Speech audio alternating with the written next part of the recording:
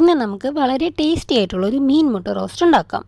ആദ്യം നമുക്ക് ഇതിലേക്ക് വേണ്ടി ഒരു മീഡിയം സൈസ് സബോള, പിന്നെ ഒരു പകുതി തക്കാളി, ഒരു ചെറിയ കഷ്ണം ഇഞ്ചി, പച്ചമുളക് ഇതൊക്കെ കട്ട് ചെയ്തെടുക്കാം. ഇനി നമുക്കൊരു പാനിലേക്ക് വെളിച്ചെണ്ണ ഒഴിച്ചിട്ട് ഇഞ്ചി പച്ചമുളക് മൂപ്പിച്ചെടുക്കാം. ഇതിലേക്ക് നമ്മൾ കട്ട് ചെയ്ത് വെച്ച സബോള ഇട്ട് കൊടുത്തിട്ട് നന്നായി വാട്ടിയെടുക്കണം. ആവശ്യത്തിന് ഉപ്പ് ചേർത്ത് കൊടുക്കാം. സബോള വാടി വരുമ്പോൾ നമുക്ക് കട്ട് ചെയ്ത് വെച്ച തക്കാളിയും കൂടി ചേർത്ത് കൊടുക്കാം. തക്കാളി നന്നായി വാടിക്കഴിയുമ്പോൾ നമുക്കതിലേക്ക് മഞ്ഞൾപ്പൊടി, മുളക് പൊടി, കാശ്മീരി ചില്ലി ഇതൊക്കെ ചേർത്ത് കൊടുക്കാം. ഇനി കുറച്ച് വെള്ളം ഒഴിച്ച് ഇതെല്ലാം നന്നായി മിക്സ് ചെയ്തതിന് ശേഷം നമ്മളുടെ മീൻമുട്ട ഇതിലേക്ക് ഇടാം. മീൻമുട്ട പൊടിഞ്ഞു പോവാതെ ചെറുതായിട്ടൊന്ന് ഇളക്കി കൊടുക്കണം. ഇനി ഇതിലേക്ക് നമുക്ക് കുറച്ചുകൂടി വെള്ളം ഒഴിച്ച് കൊടുത്തിട്ട് മൂടി വെച്ച് വേവിക്കാം.